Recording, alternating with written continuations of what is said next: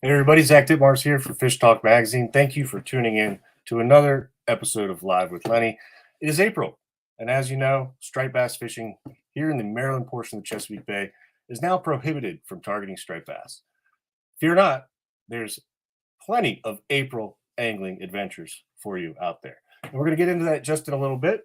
First off, I'd like to run down a few of the upcoming events, and I'm going to bring up our Fish Talk Chesapeake Bay fishing calendar right here. This Saturday, we have actually not listed on the counter. I'll make sure that's on there. North Point Yacht Sales is hosting an open house. They're going to have camises. You can register in advance for sea trial on some of these cool boats. You've seen a lot of videos of Lenny's 26 HB. Super sweet boat. They also have the 34 CT, I believe, in stock. Beautiful boats. Check them out. But you have to pre-register at North Point Yacht Sales. More importantly, Lenny is going to be there doing a seminar with Tom Weaver, Captain Tom Weaver from Fish with Weaver. So check that out. Also, next week, the Annapolis Anglers Club. That's on the 17th. You can see that right here. We have Eric Packard speaking at the Annapolis Anglers Club. That's free, open to the public. American Legion in Crownsville. The Bay Bridge Boat Show. Big event. April 12th through 14th. We have seminars from Lenny Rudo, David Sikorsky. David Rudo will be on Saturday along with Dylan Waters. So be sure to grab your tickets at AnnapolisBoatShows.com and come by the show. It's going to be an awesome event. Tons of cool new fish boats. Before we dive in this evening, I'd like to thank our sponsor, Yamaha. As you can see here, if you click on our website, you can find a Chesapeake Bay and Mid-Atlantic dealers in your area. We have new outboard service providers, and boat refitting and everything. So check it out. These guys are top notch. We got Delaware, Maryland, and Virginia. So hop on over to fishtalkmag.com, Yamaha, and check those out. All right. Well, enough of that. I'd like to introduce the slayer of snakeheads, the coaxer of cats, the angler in chief, Mr. Lenny Rudo. Where are you, Lenny? Dude, what are you doing? Hey, dude, the video. Hey, we got Live with Lenny, man. Roll the video. Oh, the video. The video. Hey, everybody. Happy spring. I hope you're going out to your local tackle shop just like I have here at Tuckerman Tackle in Baltimore. Get signed up for the Great Chesapeake Invasives Count anytime from April 1st, 2024 through March 31st, 2025. And you'll be entered to win prizes with all the data that you help provide by your fishing activity. So go out fishing for northern snakeheads, blue catfish, or flathead catfish, download the iAngler Tournament app, and submit your catches to us at the Great Chesapeake Invasives Count. And we give away prizes live with Lenny Rudo of Fish Talk Magazine on Live with Lenny every single month moving forward into the year. We're going to be promoting invasive fishing all over the place in your area. So get out there, enjoy it, catch these fish, and take advantage of the challenge that we face in the Chesapeake Bay.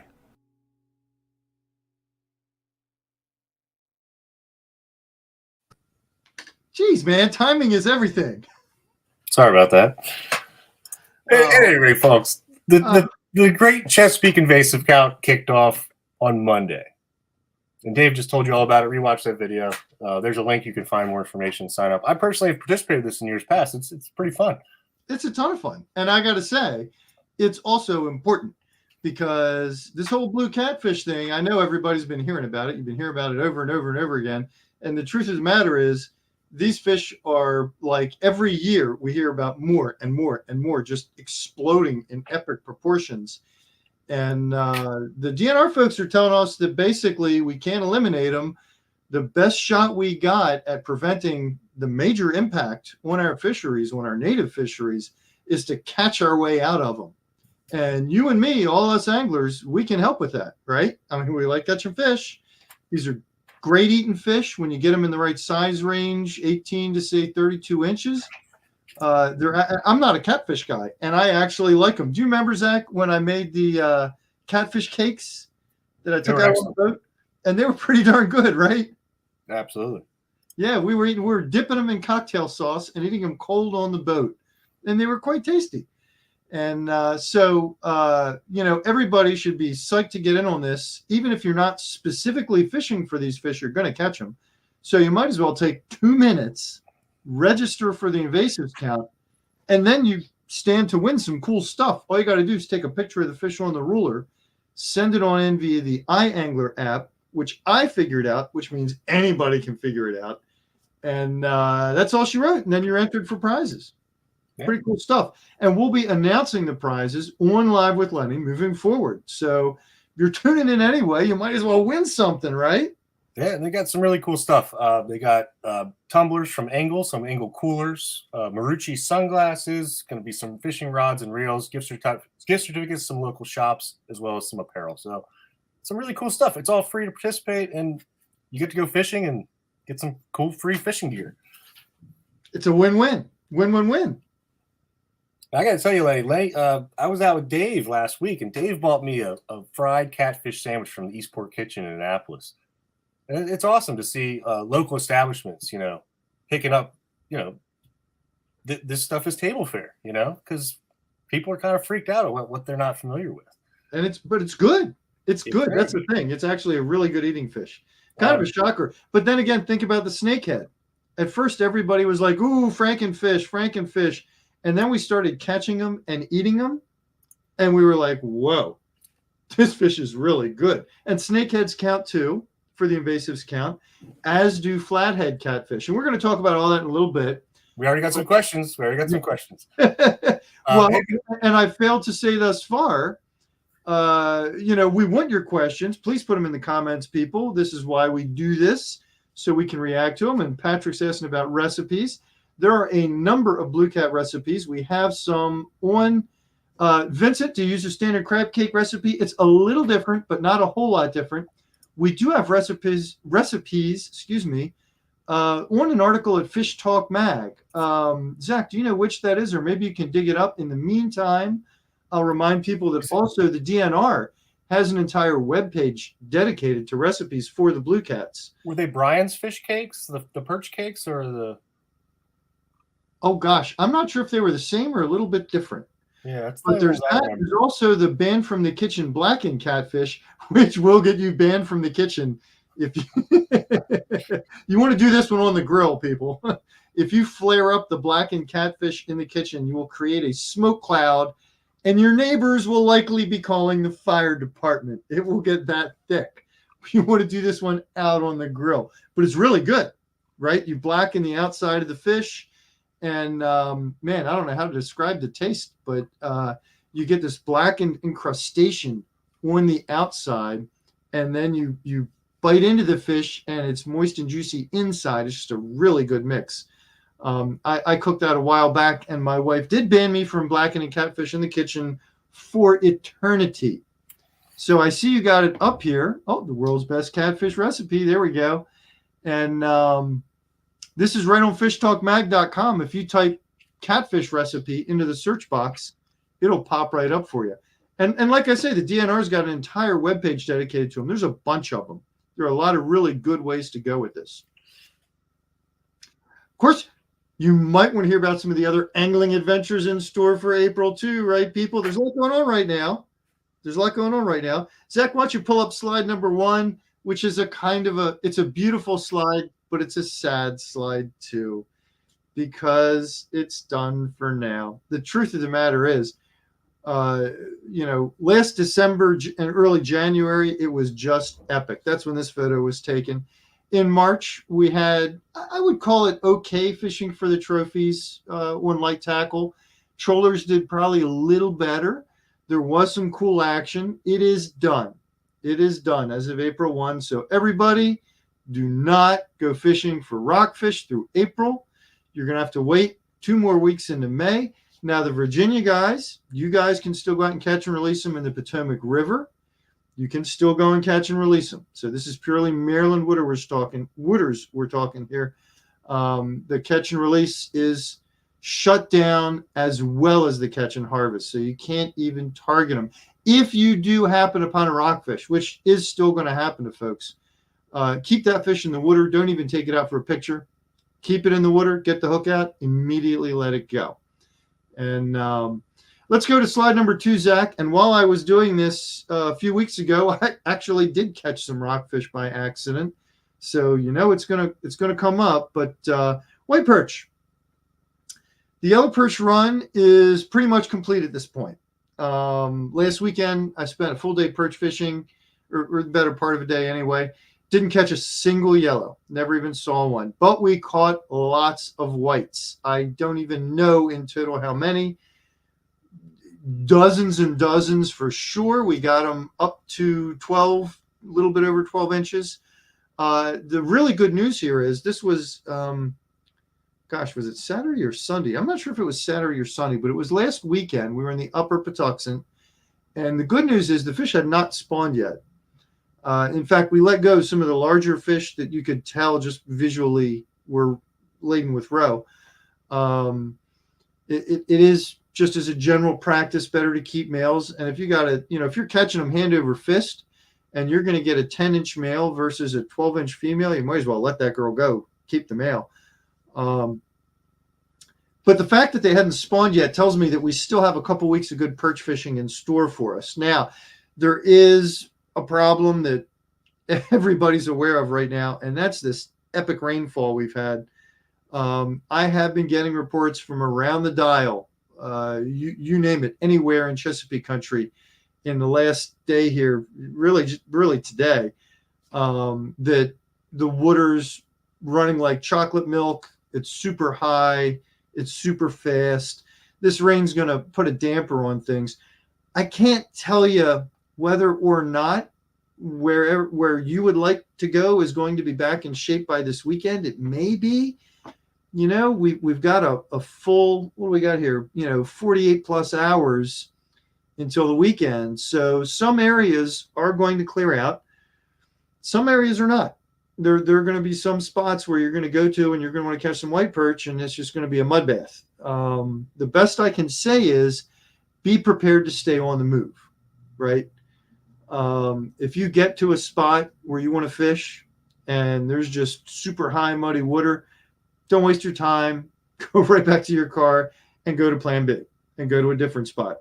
You may have better luck upriver. You may have better luck downriver. It's really hard to say because every river feeding into the bay is a little different.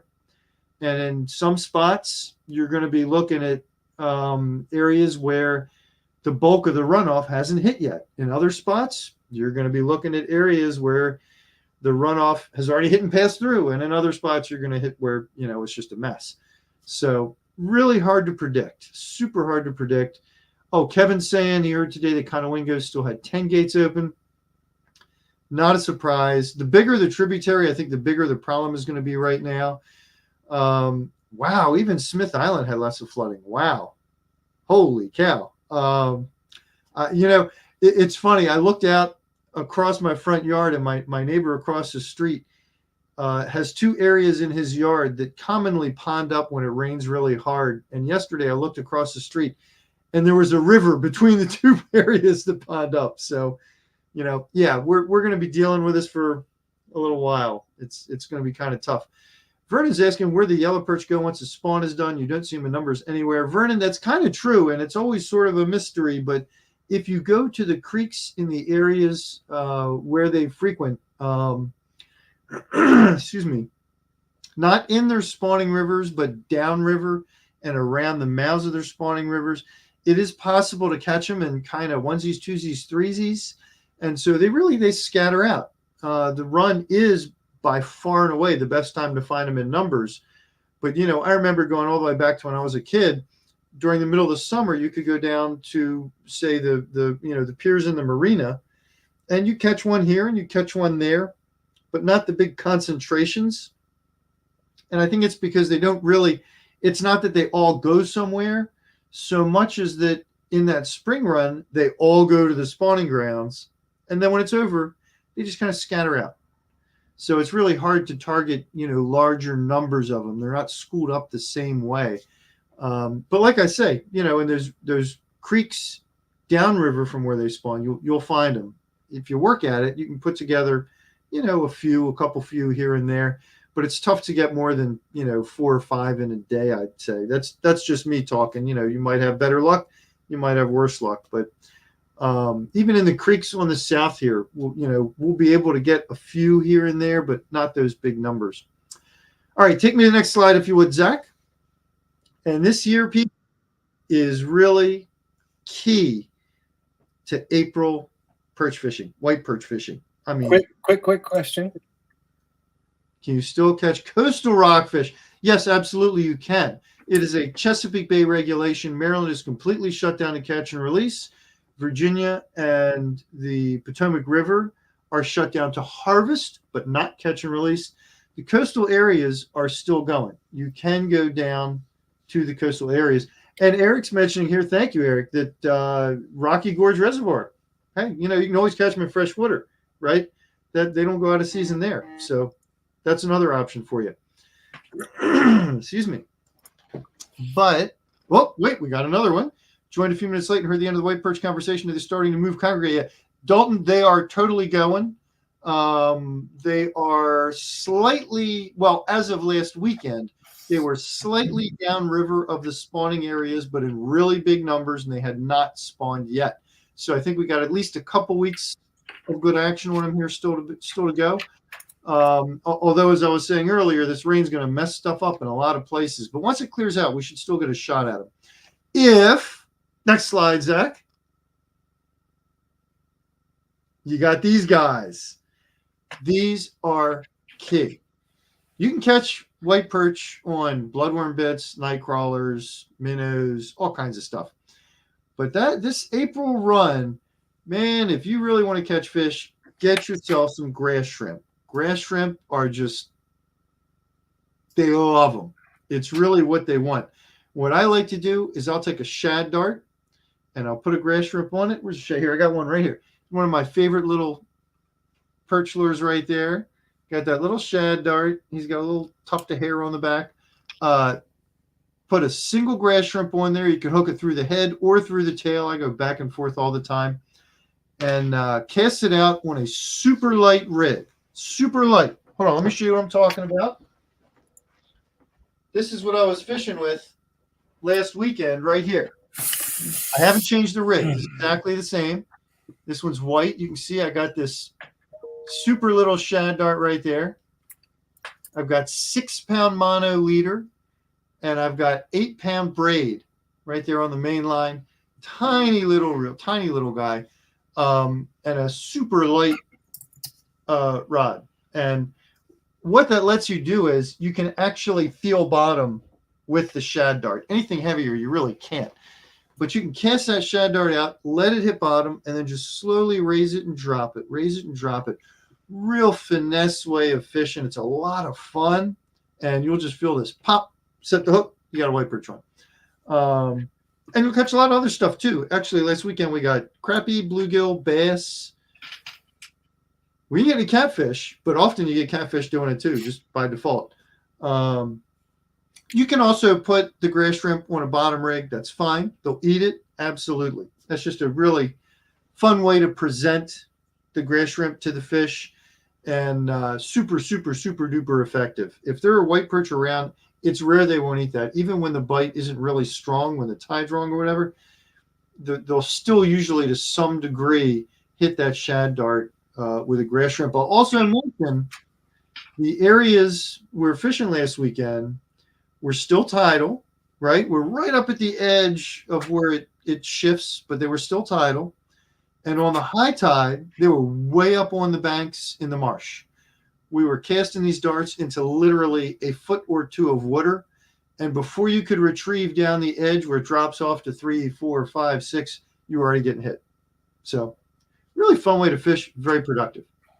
Why don't we go ahead to the next slide, Zach? Let's take a look at another awesome option for April fishing. I have another quick. Go ahead. Put it up.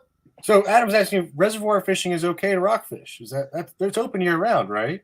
I believe so. As far as I know, I've never heard any different. I'm actually looking. I actually brought that up. I'm going to bring this up big. It's right here. It's very confusing, as with a lot of stuff with the DNRs these days. I think we can agree. So here it says striped bass and hybrid striped bass open year round 18 inches, and here it says 2 striped bass per day, one of which may be over 30. Possession 4. Well, what? It doesn't make any sense here. But you can fish for them. Keeping them is confusing because it says here it is illegal to keep striped bass in hybrid caught in non-tidal. But here it says, anywho, consult your DNR representative, but It says illegal to keep in non-tidal. but here this column says 2 per day. 4. It's very confusing. I'm going to be very surprised if it's not legal. If it's not legal, I'll tell you what, I've accidentally violated the law in the past. I've always believed it to be legal in freshwater. These columns are contradictory. That's my point. It is open year round for catch and release. Let's just stick with that. All right. yeah. Year-round catch and release in freshwater. Hey, Rashawn, what's happening, man? Oh man. If anybody from the DNR is watching right now, please chime in with some extra insight. Maybe we can get Eric Z. I'm gonna. Can you text Eric Z right now? Let's find out if we get clarification on that. I hate to not have clarification. Meanwhile, Patrick's asking about the controversy with shad darts and live minnow and the circle requirement. Yeah, Patrick, according to the new interpretation of the old law, a minnow on a shad dart counts as live lining. Now, that made a big difference when yellow perch were running. Less of a difference now that white perch are in and the yellow perch are done. I have the feeling, I think the DNR was honestly maybe caught a little unawares after all this started up. I don't think they intended for everybody to get this shock that came with this new interpretation. And I think perhaps by 2025, when this is, becomes a big deal again, we're going to have some more clearly defined regulations. Now, that said, I have had readers contact me and say, hey, I fish with a shad dart with a minnow off my dock with my grandkids. Is that legal anymore? And man, I'm not the government. I can't answer that because according to this new interpretation, it might not be. Now, I will say to the DNR's credit, they didn't actually ticket anybody. They handed out warnings and said, please use circle hooks. So I thank them for that. I guess that's NRP, that went that route. But I do think we'll get more clarification on that in the future. All right, let's go ahead to the next slide, the next fishery. And meanwhile, Zach, do you have Eric Z's cell number? I wonder if you could text him. I do not. Ah, shucks. He's usually on. I do, but I can't do two things at once. If I try and text as I talk, I remember. What did you want to ask him about? Whether or not freshwater rockfish. I want clarification, dang it. Yeah. I think that's perfectly legal, but I'm scared now that I might be saying the wrong thing. All right. Well, I'll see what I can dig up. Oh, shucks, I don't have a Larry's asking if you can fish headboards after heavy rain. You kind of addressed that, but what do you think? Can you still? Yeah, Larry, you totally got to worry about runoff. It's going to be problematic in a lot of areas for the next couple few. It differs by the river. Every river is a little bit different, but we heard from someone today that the Potomac was a kind of a raging mess. We heard earlier the Susquehanna, they got 10 floodgates open. There's big rivers, likely washouts. Rivers with a lot less flow. Like if you were talking about the Severn, I would say, you know what? You got the lake. Oh, thank you, Rashawn. All right, let's see what we come up with. You got the lake slowing the flow, and then a spillway, and then a short stretch of river, and then the tributary. So it might not be too bad, but it's really going to be very different. Kevin, thank you. Eric's about to get blown up here. Sorry, Eric. Sorry, dude. It's probably dinner.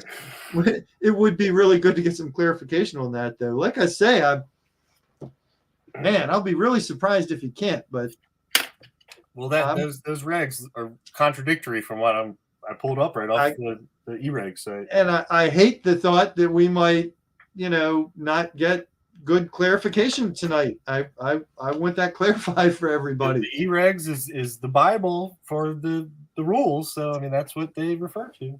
It is all very confusing. Did you know that they are now giving classes at the colleges in interpreting fisheries regulations? Yeah, it's a major. You can major in that. We got a report from MR Johnson. There's a ton of debris stacked up at the Conowingo. So that's certainly yes, not good. All right, you ready? I'm ready. Please be merciful. Bring me. We have another hour left. Come on. So this is our contributor and good friend Eric Packard with a shad. And the Americans have started to show up, not in huge numbers yet, but we've heard about them from, I've heard about one in the Susquehanna and a couple in the Potomac now. The hickories have been around for a week or two, and there are more coming. So if you enjoy shad fishing, now is the time. It is going to be really good here. Hopefully as soon as this mucky water and all this rainfall clears out. Now, it's really indicative of shad fishing that you kind of never know what they're going to want.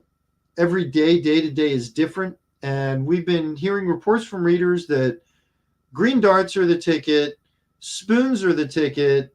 You got to have a tandem rig. I mean, it's been all over the charts, just all over the place.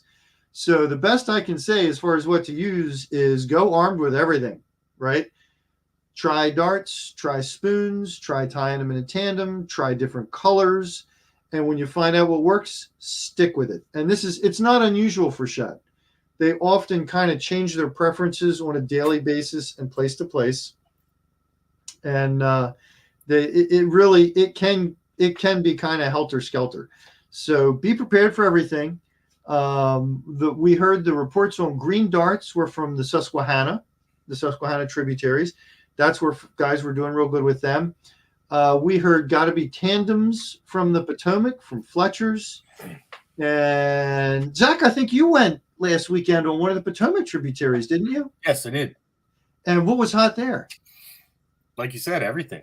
The little sparkly green chartreuse spoon was what I threw first. That's what I think that's what Packard gave me the first time we went there. And after a few fish, I snagged and broke off. And then I was using Tin Man shad darts. Ah, you can actually get those through the Fish Talk website, Tin Man Lures. And then I met that young angler who gifted me a pink jig with a sort of a white Mr. Twister, and that was catching too. So that was pretty cool. Excellent. So the young man schooled me. So they weren't focused on just one thing. They were kind of all over the place. Yeah, just like you said. Yeah, there are days when they just want one thing, and you got to have the one thing.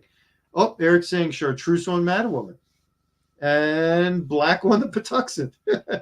It's funny. They really, it's one of those fish that it can vary radically depending on where and when you are, and it can vary in the same place from day to day.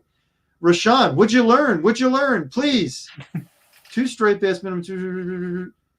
Okay, so you can fish for striped bass in non-tidal. That's what thank goodness. But those reservoirs just reopened, right? I'm not entirely sure, but they're in many reservoirs. I mean, you can catch them in Liberty, you can catch them in Piney Run, Loch Raven, all over the dang place. If anyone's in Virginia, and wants to chime in on Lake Anna, that would be great. But I'm very confident you're good there too. I'm not sure what the limits are. I haven't been down there and fished for them in a long time. But of course, that's one of their main fisheries. That's a big fishery for them. Here's a sort of a comment, but I was wondering if you had a suggestion for Matthew. He said when he's up way north, such as Conolingo, I suppose, if you're targeting largemouth, how do you? So the first thing I'm going to say is they always warn you that it's at the discretion of the officer. The second thing I'll say is the officers usually are pretty cool about this. If they can tell you're not really targeting rockfish, they're really not going to hassle you. The third thing is don't pick the fish up out of the water and take a picture. That several years ago, they used that as a dividing line and said, if you're pulling the fish out of the water, that tells us something. If you're taking the hook out of the fish and letting it go, that tells us something else.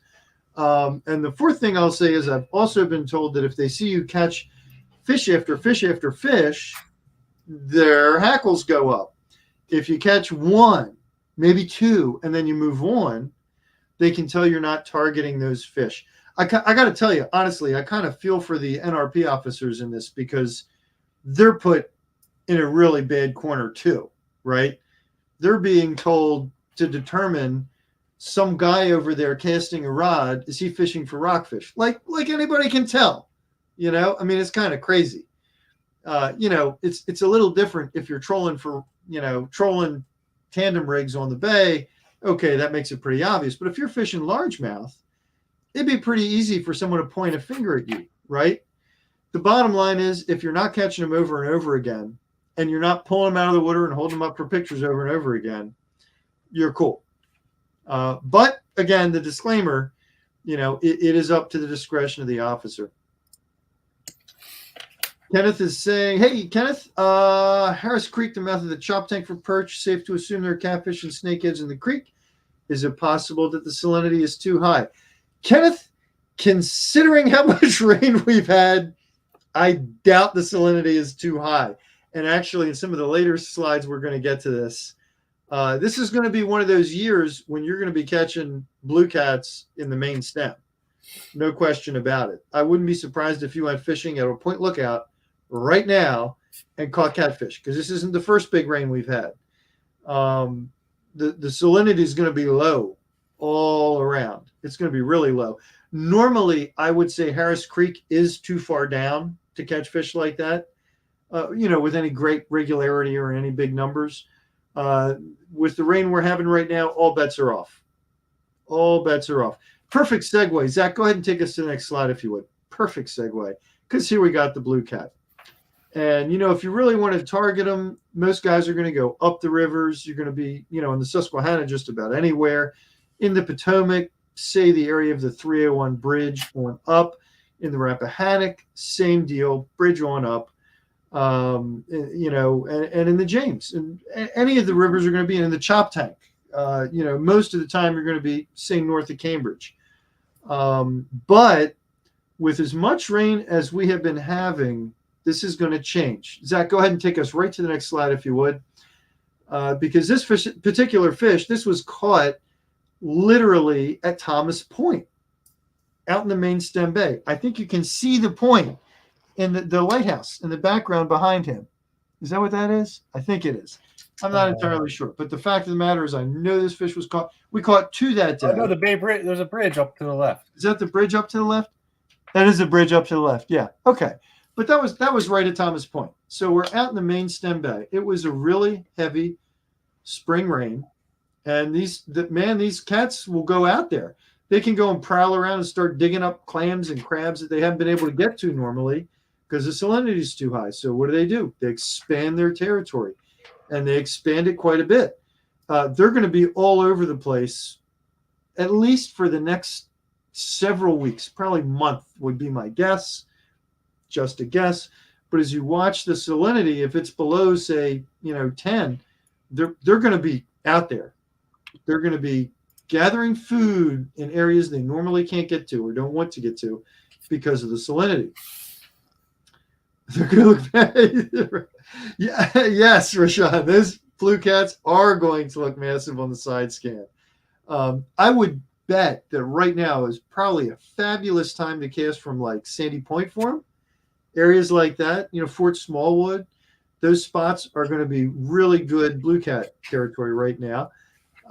Eric's saying they were catching blue cats on bloodworms off Chesapeake Ranch Estates while perch fishing. Yeah, they're going to be out there. This is how they originally expanded outside of the James and got into all the rivers. Was you get this really heavy rainfall, they call it a freshet. You get this big freshet moving down the bay. Salinity drops way, way, way down. Catfish just go all over the dang place. It's not going to be hard to find them in very diverse areas. And, we might not be able to catch rockfish right now, but hey, you can go out, you go to Pools Island, you can go out around the bridge, all over the darn place and catch them.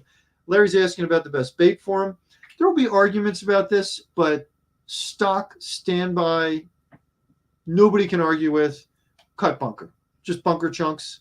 Fish right down on bottom on a big circle hook, say a 12-aught. That'll get them. Some guys, the Virginia folks, tend to favor gizzard shad. They like fresh cut gizzard shad. I know some of the folks up the Potomac and up north like to cut herring. They'll all catch fish. What I would say is there's a lot of crazy catfish baits out there, right? People make up all kinds of concoctions and Some guys like to use chicken livers. They work great, chicken breast, whatever. Some drink the Kool-Aid, right? Yeah, Kool-Aid, the whole Kool-Aid thing. But the bottom line is you kind of can't go wrong with cut fish. I mean, they love it. Perch works too. Personally, I'd rather buy a bag of bunker than catch and cut up white perch. That's just me. You might be different. We got here the comment, chicken liver for the win. Chicken liver works great. It does. It does. Don't mess with chicken nuggets. Waste of time. All the really crazy stuff. I mean, generally speaking, you put cut fish on the bottom in front of a catfish and it touches it with its little barbels, it's going to eat it, right? These barbels are covered with taste buds. Cut fish is what it eats every day, all the time. Or not cut, but, fish is what it eats every day, all the time. It loves it. Not problematic. Doug saying tons of blues and flatheads all around Blackwater. Couldn't keep them off the minnows. Yeah, I can't tell you that I'm shocked. Now, flatheads, I'm surprised at. I have not caught flatheads at Blackwater. That's interesting. Blues, absolutely, but flatheads, not me. Jeff saying hot dogs work. Yeah, they do. They do. I mean, there's all kinds of wacky stuff you can use for them. But again, you can't go wrong with the cut fish. You just can't go wrong. Speaking of Blackwater and Snakehead, Zach, again, we're handed a magnificent segue. You want to take us to the next slide? The Snakehead. Now, I use this Snakehead's picture. Zach, can you make that really big? Let's see the inch mark on the tail. What is that? Looks like 33. Ooh, 33. You got to like that, right? That was a nice one. And now make me big again, if you would, please. After entering that fish into the invasive count, guess what I won? Ooh, I got a CCA snipper. And you can't have enough of these snippy dippy things. These are awesome. I keep like 2 or 3 on every boat and in every tackle box. They come in super handy. This one even has a little flashlight on the front. And I got the CCA logo. Yeah, that was right after I entered that one. I think it was the year before last. And then in the next drawing, I won the snippies. Although something tells me, since I'm announcing the winners this year, if I win anything, everybody's going to give me a ton of grief. I don't think you get to win. I guess I'm disqualified now. I don't know, but man, I love my little snippies. So if anyone's just tuning in now, because we got a lot of people jump on, they probably missed the intro. We could do a quick recap of what the count is. Yeah, well, all you got to do is catch a blue cat, a flathead, or a snakehead, take a picture of it on a ruler, upload it on the iAngler app to the Great Invasives Count, and you're automatically entered to win great prizes like that. I mean, and this is one of the little prizes. I mean, there's much larger, more expensive stuff, including some significant gift certificates to tackle shops where so you can choose whatever you want. Anyway, you upload it to the iAngler app and you're automatically entered. They also would like to know, the scientists would like to know the stomach contents, so you can gut the fish, take another picture, you're entered again for a second time, so you get a twofer, which I do every time. I guess some people probably won't want to do that, but I don't know why not. That's some of the really valuable information to the scientists. That's what this is all about. We're trying to make it fun. We're trying to make it cool. We're trying to make it, hey, let's go fishing for invasives. But the bottom line is, what we're doing is we're gathering data through citizen science that the fisheries managers will then be able to look at and say, oh, look at this concentration of snakeheads over here. Oh, look at this concentration of blue cats and look at what they're eating and look at what the size of them is. This is valuable info that helps them figure out, how to bob and weave and adjust to these fish invading our waterways. So it's really good stuff. Anyway, the reason we put up a snakehead slide was because April, you know what? We got the perch run, we got the shad run. I don't know if we call it a snakehead run, but these fish are really waking up right about now. They are really getting into their groove. In most places, it's not warm enough yet where there's an awesome topwater bite, though you might get one.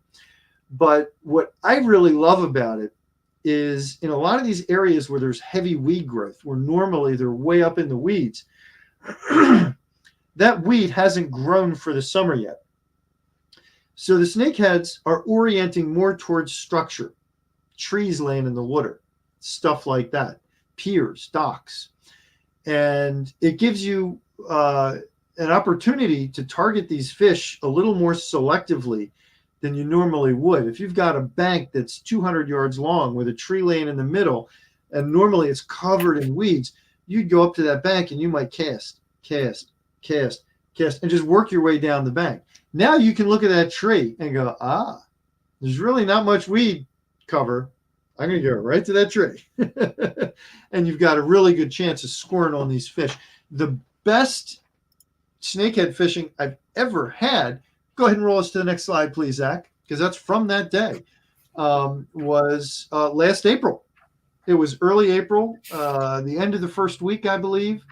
And that's my buddy Vadim holding up what was not the biggest fish of the day. And that 33 was not the biggest fish. Actually, that was a different day.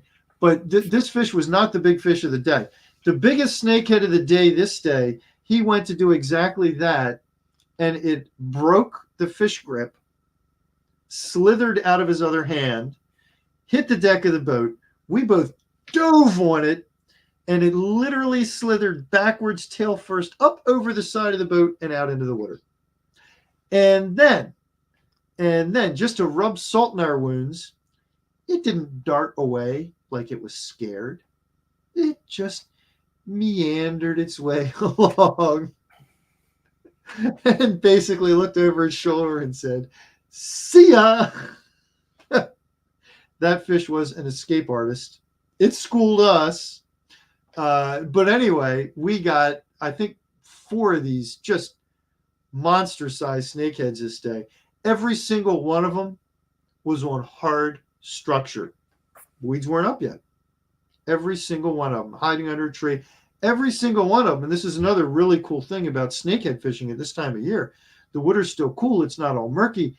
Every single one of them, we sight cast to, which is a really fun way to fish.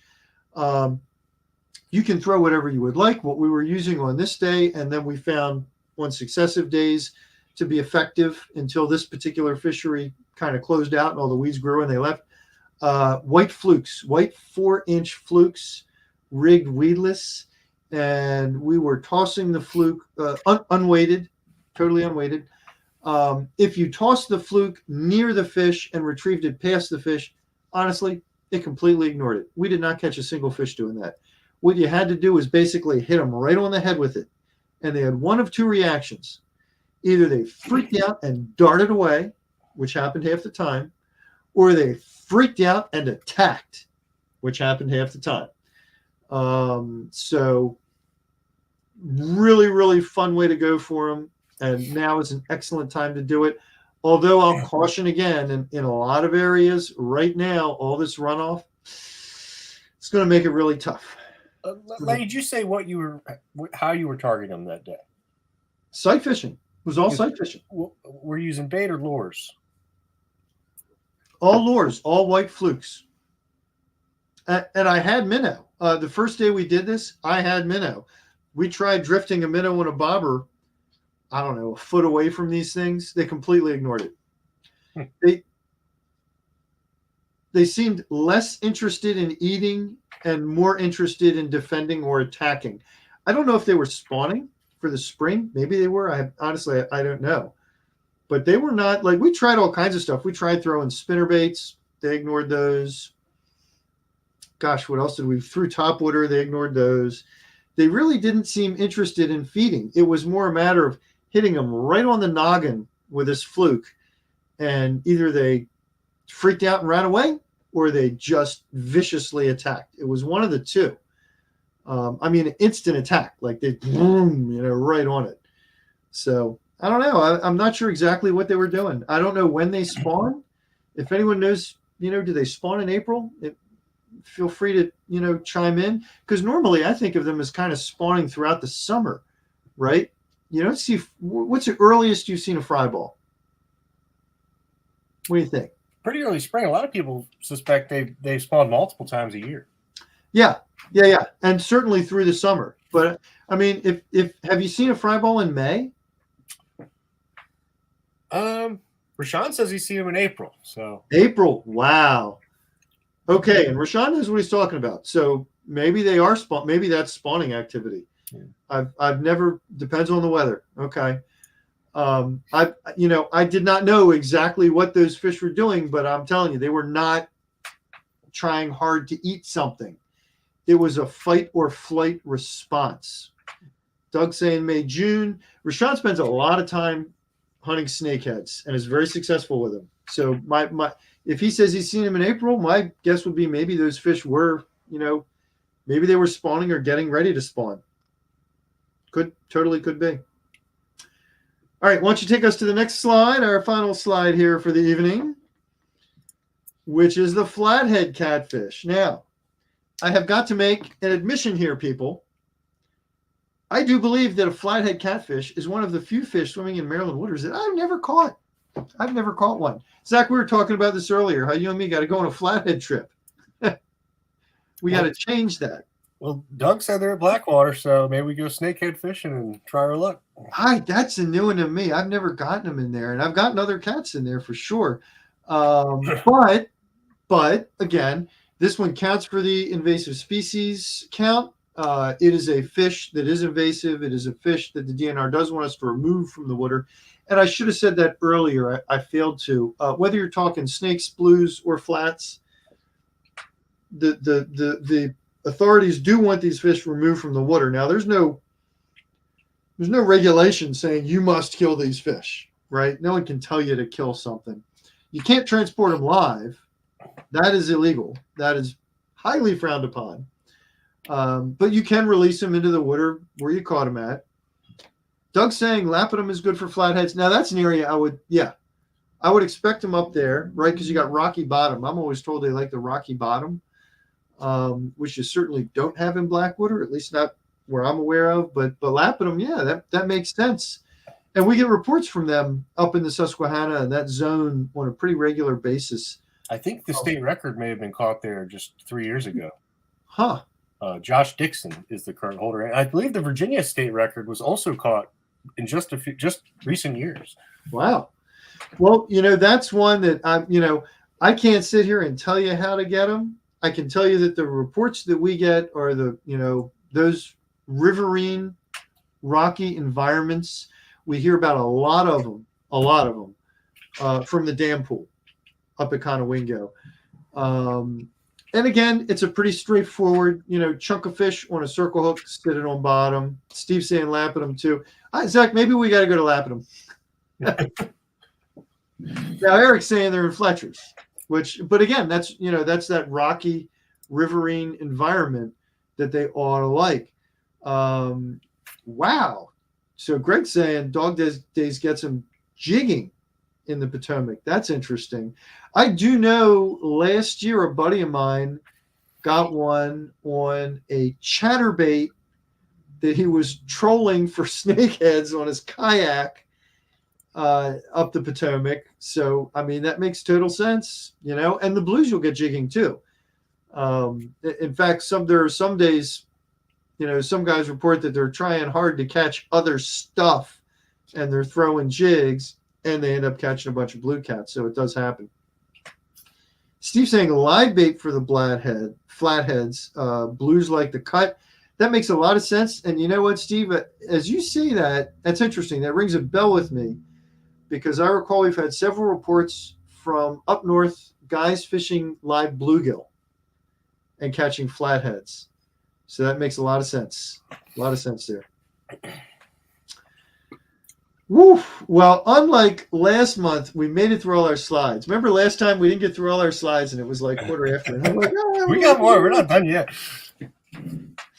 So Lars is asking about the deal on commercial licenses for invasives. Lars, I don't know that it goes for invasives across the board. For blue cats, they've made it very easy.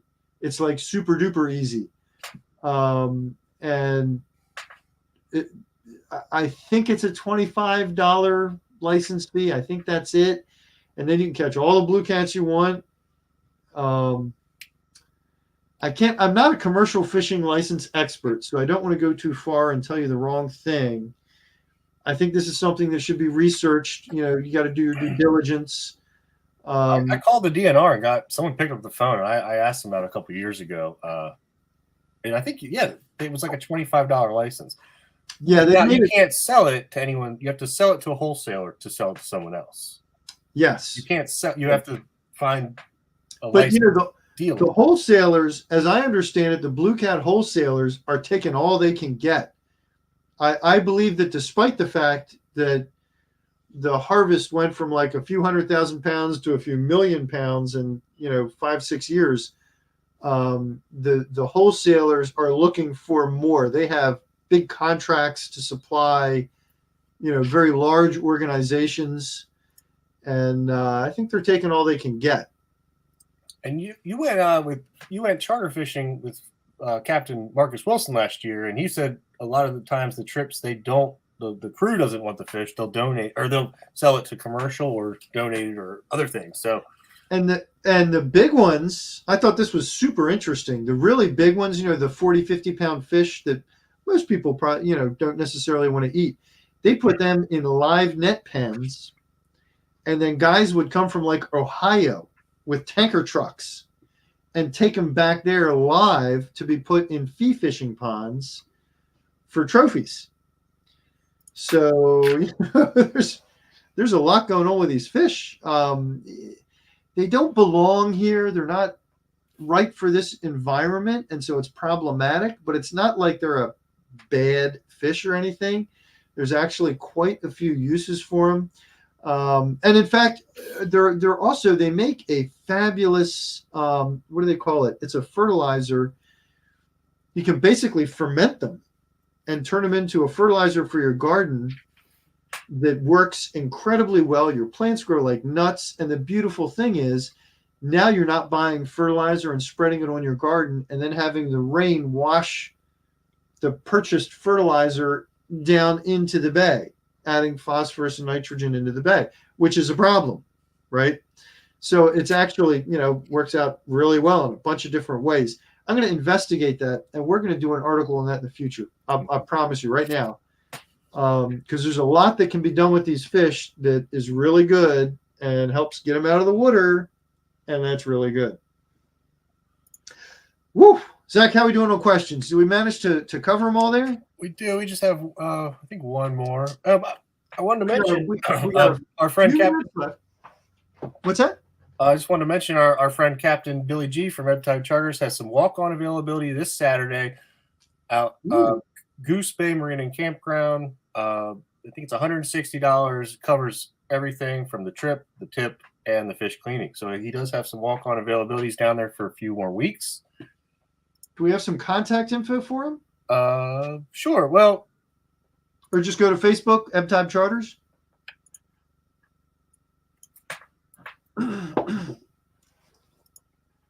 There you go. Hey, there we are. Fish Talks Charter Fishing page. And he is on there. He's all kinds of guys. And we got all kinds of invasives. We got Damian Cook on here, Kayla Hale. And a lot of these other charters, you can call any of these charters and say, hey, are you doing catfish trips? Are you doing snakehead trips? So Captain Billy G right there. And I got to tell you, that trip we did with Marcus, that was on a different boat. I think he's running the Rock and Robin now. Is that right? I believe so. Yeah, he sold the Hot Lick.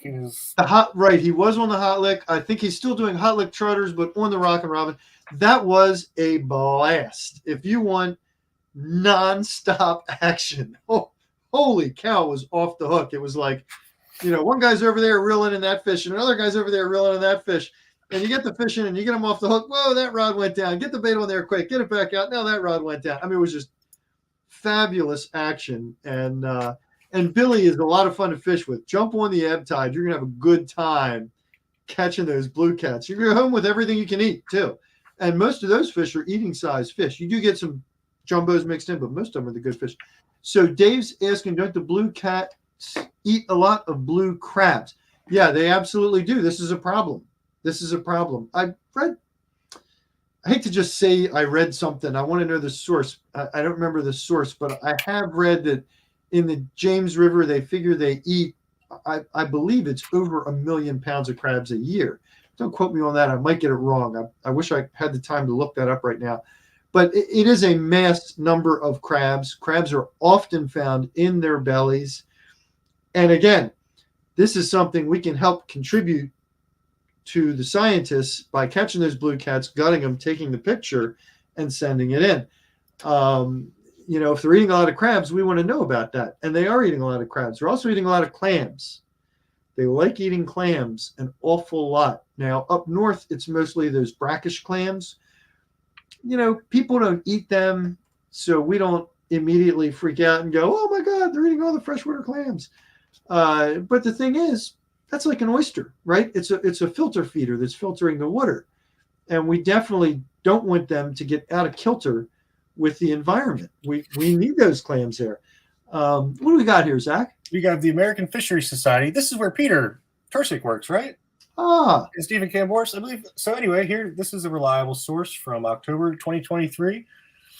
And this study said the population level annual predation estimates blue catfish exceeded 100 metric tons of the blue crab Calanectus sapidus. That is right here. Wow. Okay. Well, that's a lot of crabs. It's a lot of crabs. And I don't know about the rest of you guys, but 10 years ago when I went crabbing right out here on the south, the question was never, could you catch a bushel of crabs? The question was, would it take you an hour to catch a bushel of crabs or 3 hours to catch a bushel of crabs? But you were going home with your bushel of crabs. And in recent years, it's like, man, if I get 3 dozen, I'm thrilled. I no longer even think about getting a bushel of crabs, honestly. Now, I normally don't need that many anyway. 2-3 dozen I'm perfectly happy with, holds me through the week. But the harvesting of the crabs via trot line has definitely become much harder over the last 10 years.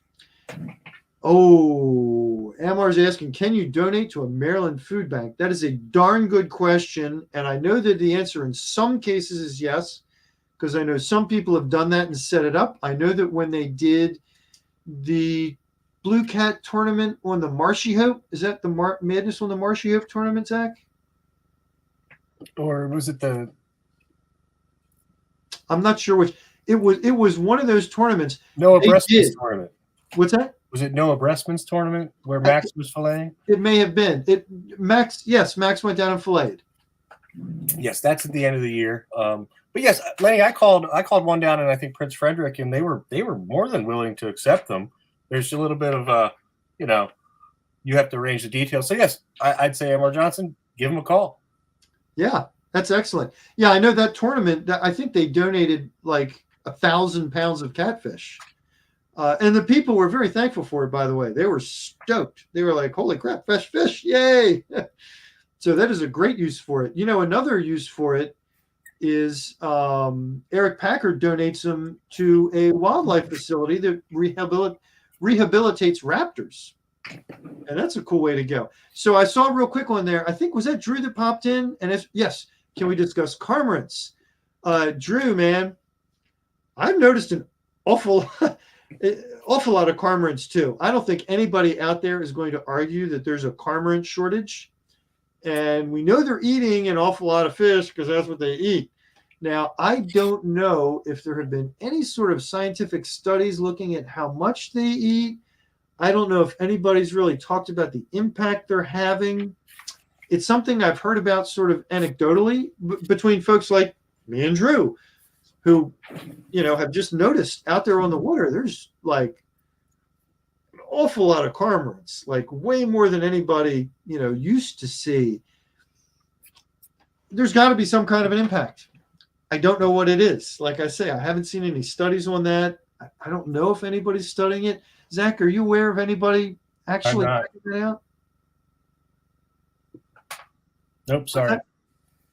I say, are you aware of anyone who's actually checking that out? No, I'm not. I'm sorry. I do not. I'm not either. It's an interesting question. And I wonder who the right person at the DNR would be to pose that to. I'm sure there's someone there who looks into bird predation, on fish. As far as I know, I believe cormorants are protected and have been for a number of years. Like I know when you're when you're duck hunting, you're like super careful not to shoot them because you can get in trouble, right? And I don't know it for a fact, but my guess would be that, once upon a time, maybe they were in trouble and there's a reason for that rule. And I don't know. I do not know what the effect is. I can tell you this. There were times in December when there weren't many gulls around, when you could find the rockfish by finding the bait, by finding the cormorants. And there were like mass packs of them, and you had to be careful because at times there were so many that they were churning up the water, going up and down, that you could actually get fooled into thinking fish were breaking water when it was cormorants. So interesting. That is, thanks for bringing that up, Drew. That is certainly something worth talking about.